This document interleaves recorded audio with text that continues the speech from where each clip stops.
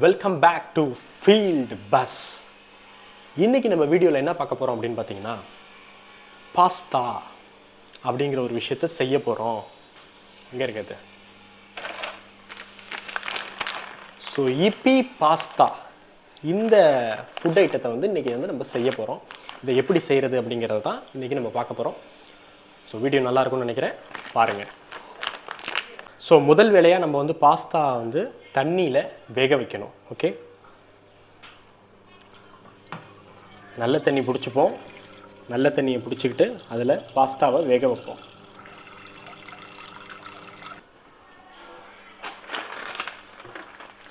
பாஸ்தாவை பிரிச்சுப்போம்.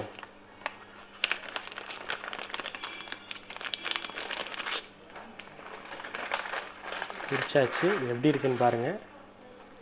Noodles மாதிரியே இருக்கும். ஓகேவா? ஸோ இதை இது உள்ளே நம்ம கொட்டுறோம். ஐயோ, இதுக்குள்ளே என்னமோ இருக்கே, மசாலா இருக்குது. இந்த மசாலாவை தனியாக செய்யும் போது கொட்டிக்கணும். இப்போ இதை வேக வைப்போம். நெக்ஸ்ட்டாக அடுப்பை பற்ற வைக்கலாம்.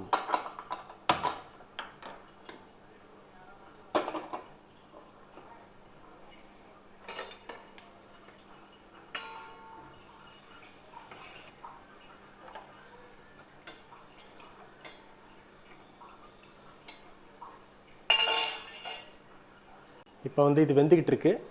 இது வெந்ததுக்கப்புறம் இதை தனியாக ஒரு பேன் எடுத்து வச்சு அதில் எண்ணெய் ஊற்றி காய்கறியெல்லாம் வெட்டி நம்ம இது பண்ணணும். இது வெந்துக்கிட்டு இருக்கட்டும். அதுக்குள்ளே இதுக்கான இன்க்ரீடியன்ட்ஸ்லாம் என்னென்ன ரெடி பண்ணலாம் அப்படிங்கிறத நம்ம பார்க்கலாம் வாங்க. இதுக்கு தேவையான இன்க்ரீடியண்ட் என்ன அப்படின்னு பார்த்தீங்கன்னா, ஒரு வெங்காயம், ஒரு பூண்டு. ஓகேவா? இது ரெண்டையும் இப்போ கட் பண்ணி நம்ம வச்சுக்கணும்.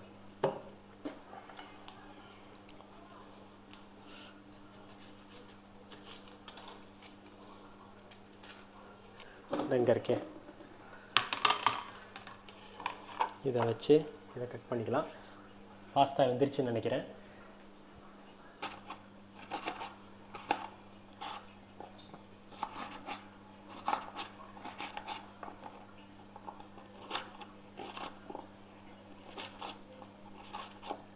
பாருங்க, நமக்கு தெரிஞ்ச வகையில் வெங்காயத்தை வெட்டியாச்சு, பொடி பொடியாக வெட்டியாச்சு. அடுத்ததாக பூண்டு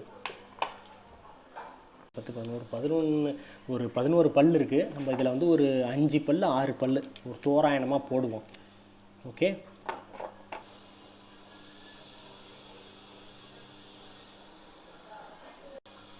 பூண்டை ரெடி பண்ணியாச்சு. பூண்டை சின்ன சின்னதாக நம்ம கட் பண்ணிப்போம்.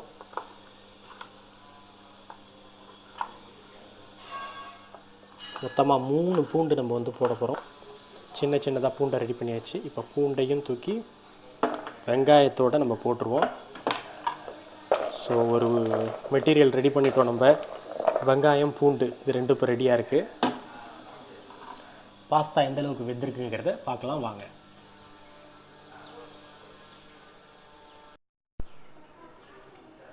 பாஸ்தா வெந்துக்கிட்டே இருக்குது. இது எந்த அளவு வேகணும்னு தெரியலையே. சரி, கொஞ்சோண்டு எடுத்து டேஸ்ட் பண்ணி பார்ப்போம்.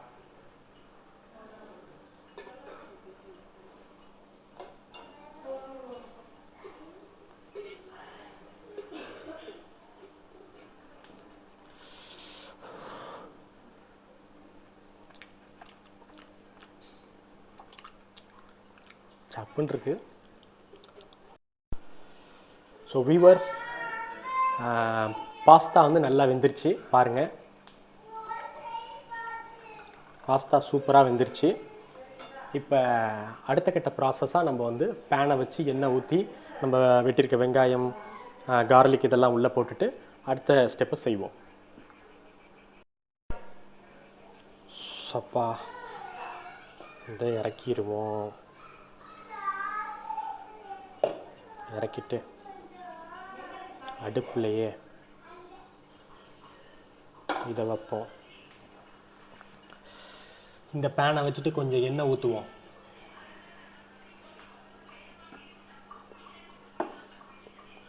கொஞ்சம் சூடாகட்டும்.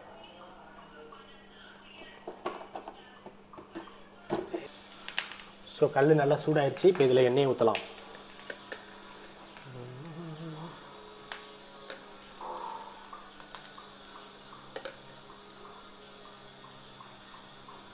ஒரு 3 கரண்டி எண்ணெய் ஊற்றிக்கிட்டேன்.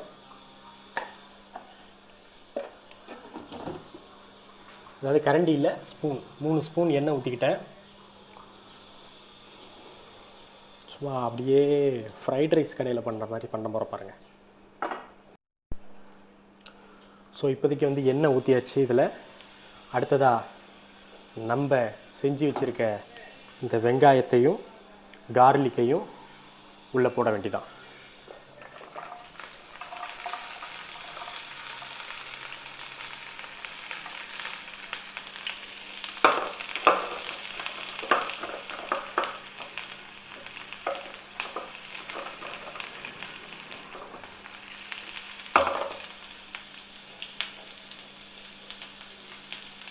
போட்டு வதக்குவோம்.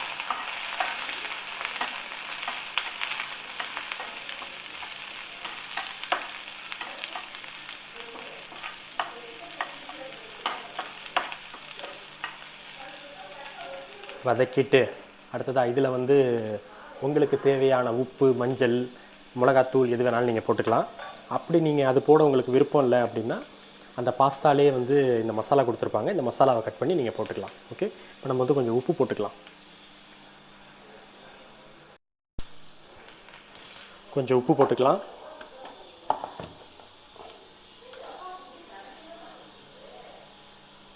உப்பு போட்டுக்கிட்டாச்சு.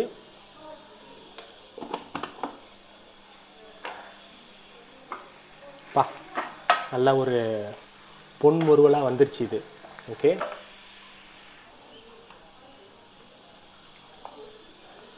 நல்லா பாருங்கள். அடுப்பை தற்சமயம் சிம்மில் போட்டுக்கலாம்.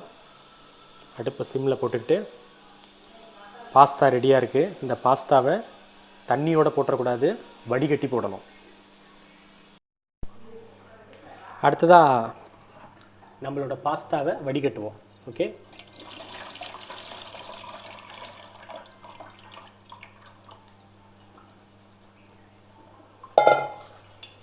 பாஸ்தாவை வடிகட்டியாச்சு.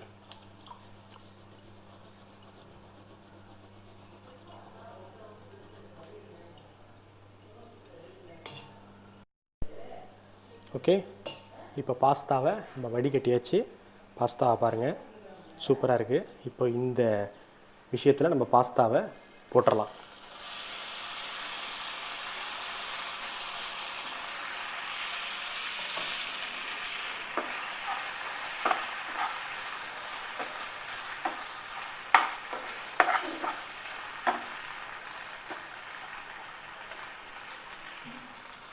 ஐயோ, அடுப்பை ஆஃப் பண்ணிட்டோங்க. மறுபடியும் அடுப்பை ஆன் பண்ணுவோம். ஃபைனல் ஸ்டெப், ஒரே ஒரு ஸ்டெப்பு தான்.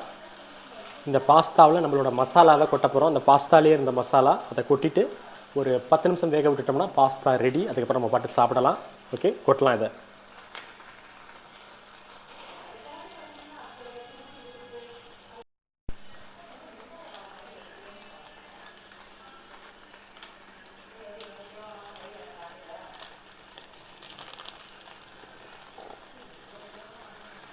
ஃபுல் பாக்கெட்டையும் போடாதீங்க, பாதி பாக்கெட் மட்டும் போடுங்க.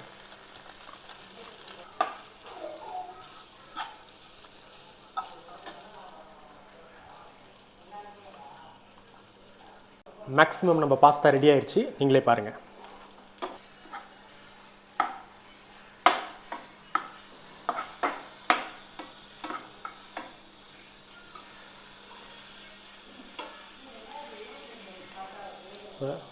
கவரை மூடிட்டு கொஞ்சம் ஃபுல்லில் வச்சு விட்டுட்டு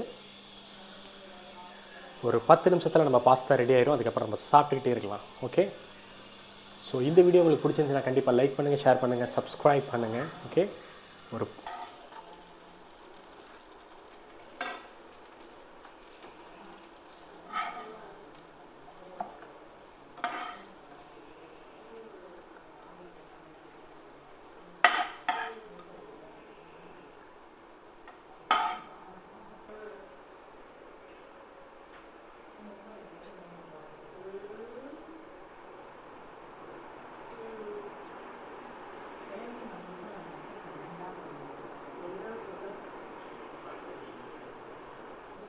ஸோ ஃபைனலாக நம்ம பாஸ்தா ரெடி பண்ணிட்டோம். இதை வந்து அடுத்தது சாப்பிட்டு டேஸ்ட் பண்ணி பார்ப்போம். ஓகே,